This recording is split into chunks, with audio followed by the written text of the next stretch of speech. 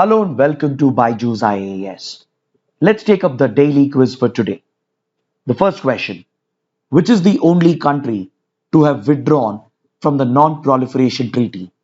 Is it Iran or North Korea or Israel or Pakistan? The correct answer is option B, North Korea.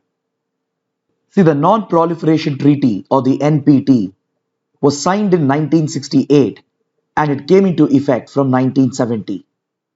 The objective of this treaty is to prevent the spread of nuclear weapons and nuclear weapons related technology and to promote the cooperation in peaceful uses of nuclear energy. Its overall goal is to further nuclear disarmament, and this treaty was negotiated by the 18 Nation Committee on Disarmament, which is a United Nations sponsored organization based out of Geneva. Till date, only four countries haven't signed the Non-Proliferation Treaty.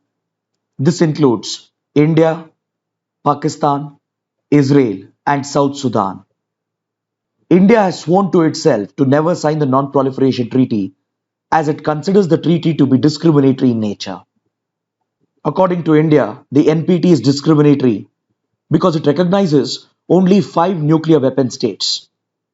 The P5 countries, that is the five permanent members of the UN Security Council, which includes the US, Russia, France, UK, and China. Only these five countries are recognized as nuclear weapon states, and only they are allowed to retain their nuclear weapons program.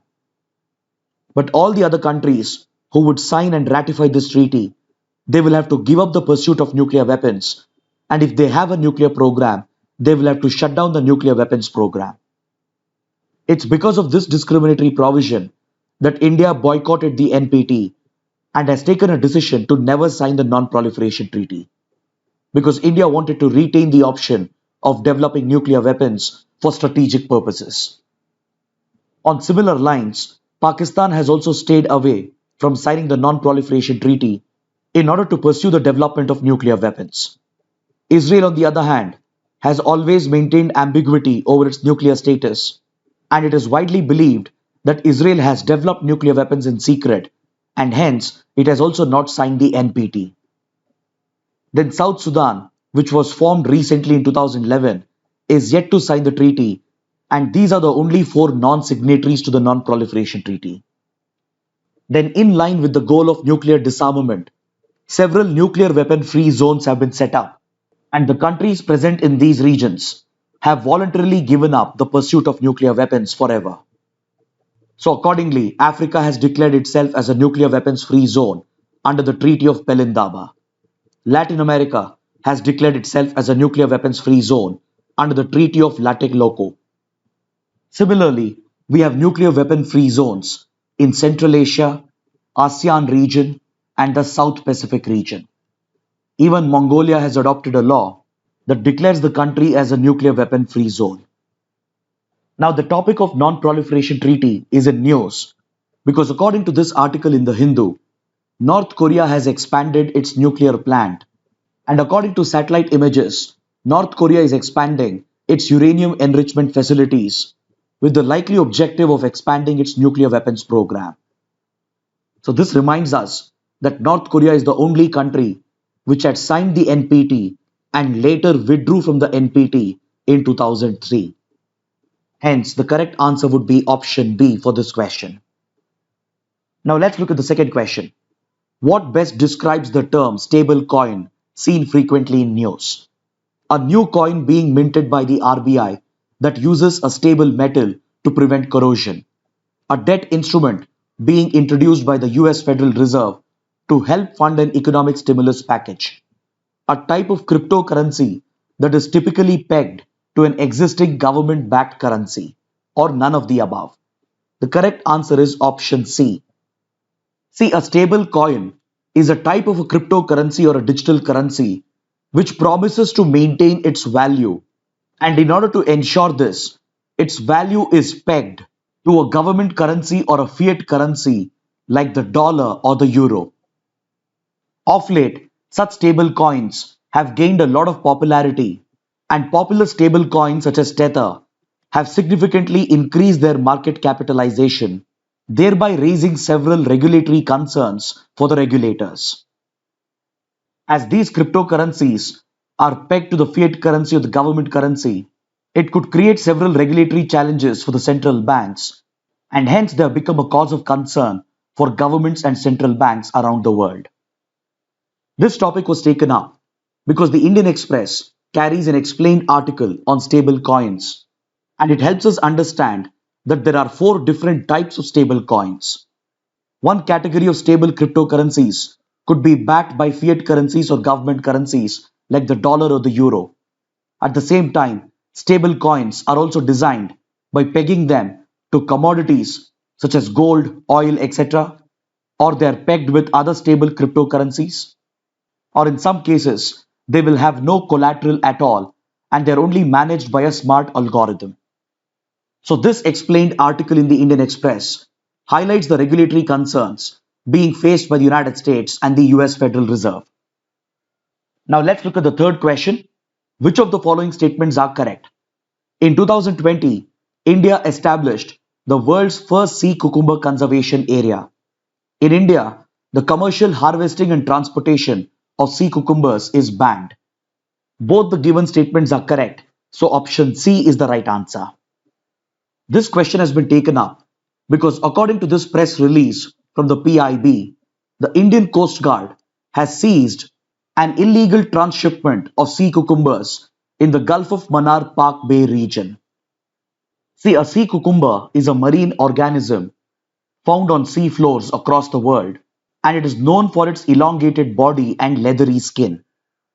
Sea cucumbers are essentially invertebrates, and this species is harvested due to high demand in markets around the world, especially in Asian markets. Sea cucumbers are used as food and as well as in traditional medicine. But they also play a key role in the marine ecosystem where they help in breaking down the detritus or the decaying matter, and thus they help in the degradation and decomposition process because they make it easier for the decomposing bacteria to act upon the detritus or the dead matter that they would have broken down. So, sea cucumbers play a role in recycling nutrients in the ecosystem.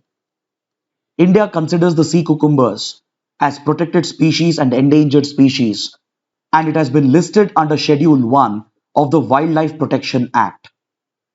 Under Schedule 1 of the Wildlife Protection Act of 1972, other threatened species such as tigers, elephants, etc. are protected, and the same protection status has been given to sea cucumbers as well. Sea cucumbers are even protected under the CITES Convention that deals with international trade in endangered species, and India has placed a ban on the harvesting and transportation of sea cucumbers. Last year, India became the first country to establish a sea cucumber conservation reserve in the Lakshadweep Islands. This marine protected area covers around 685 square kilometers of Lakshadweep Islands, including the Lakshadweep Sea, and it has been named as the Dr. K.K. Mohammed Koya Sea Cucumber Conservation Reserve. This conservation reserve has been set up to help in the conservation efforts of the sea cucumber, which India considers to be a threatened species. Now let's look at the fourth question.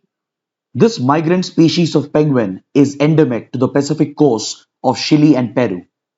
It is named after a popular cold water oceanic current in the region. It grows to an average height of just over 2 feet and is listed as vulnerable on the IUCN Red List. This description refers to which species of penguin? Is it the Magellanic penguin or the Humboldt penguin or the Emperor penguin or the Galapagos penguin? The correct answer is option B, the Humboldt penguin. It is named after the Humboldt Current, which is a cold water upwelling current found off the coast of Chile and Peru. The Humboldt species of penguins are in news because according to this article in the Indian Express, 2 chicks of Humboldt penguins have been born this year in Mumbai's Baikula Zoo, and these unique species of penguins are endemic to the Pacific coast of Chile and Peru. Now let's take up a practice question from the 2020 prelims paper. If another global financial crisis happens in the near future, which of the following actions or policies are most likely to give some immunity to India, not depending on short-term foreign borrowing, opening up to more foreign banks, maintaining full capital account convertibility. See, the correct answer is option A, one only. Because see, short-term borrowing and short-term inflow of capital can be very volatile, and hence it increases the risk to the economy during a financial crisis. So the first option would be correct, as such a policy will give some immunity to the Indian economy. But the other two are incorrect because when you open up to more foreign banks and foreign capital, it further increases the risk to the economy.